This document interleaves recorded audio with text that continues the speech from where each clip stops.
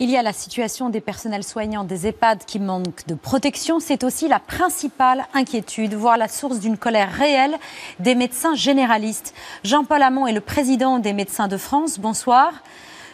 Bonsoir. Vous nous disiez avoir été vous-même atteint du Covid-19 comme plusieurs autres des associés de votre cabinet. D'abord, comment allez-vous?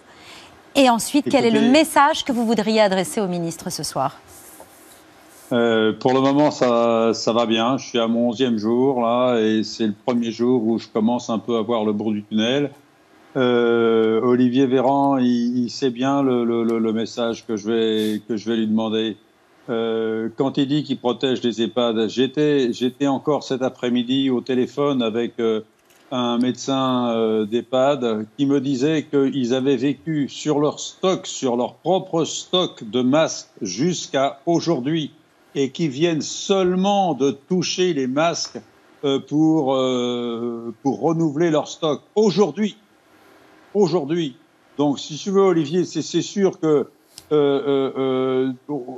les médecins libéraux, les infirmières, etc., libérales, tu sais bien que ils sont prêts à se battre.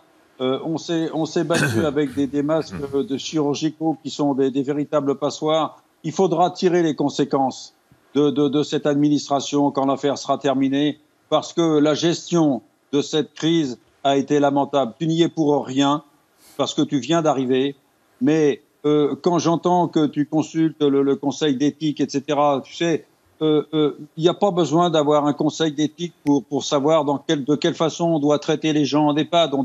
On doit les protéger. Il faut arrêter les millefeuilles administratifs. Il faut faire le ménage dans toute cette administration pléthorique et protéger les soignants en priorité.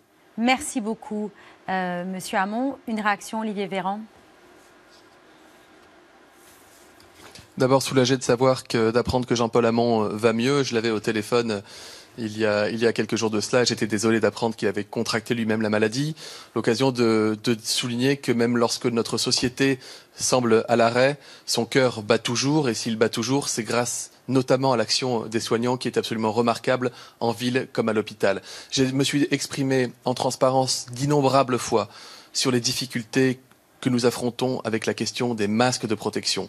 C'est inacceptable pour les soignants, je le comprends, je le ressens moi-même comme soignant. Cette fois-ci, je mets la blouse blanche quelques secondes et je veux pouvoir apporter cette protection à tous les soignants, où qu'ils travaillent, en EHPAD, à l'hôpital, en médecine de ville.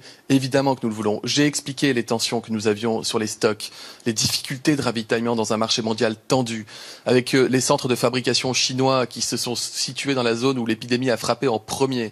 J'ai expliqué les commandes innombrables que nous avons passées dans tous les pays étrangers. Demain, il y a un avion qui arrive de Chine.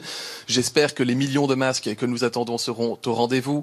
Nous avons consulté pour la répartition des masques. Ce sont des biens qui sont précieux. Vous savez, j'ai traversé tout à l'heure, je suis allé au Sénat, j'ai traversé en voiture, ça fait longtemps que j'avais pas quitté le ministère, quelques rues de Paris. J'ai vu des personnes qui portaient des masques chirurgicaux, parfois même des masques FFP2 dans la rue, alors que ce n'est pas nécessaire et qu'en plus, ce sont des personnes qui sont seules. Si vous avez des stocks de masques chez vous, si vous avez des stocks de masques dans vos collectivités, dans vos entreprises, ces masques sont précieux pour celles et ceux qui nous soignent et qui sauvent des vies.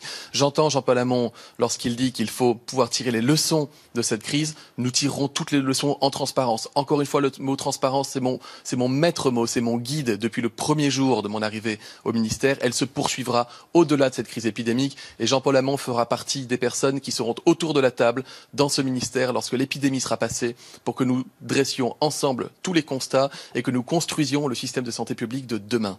Merci beaucoup Jean-Paul Hamon d'avoir été en direct dans C'est à vous ce soir. Meilleure santé pour vous très vite. Merci beaucoup.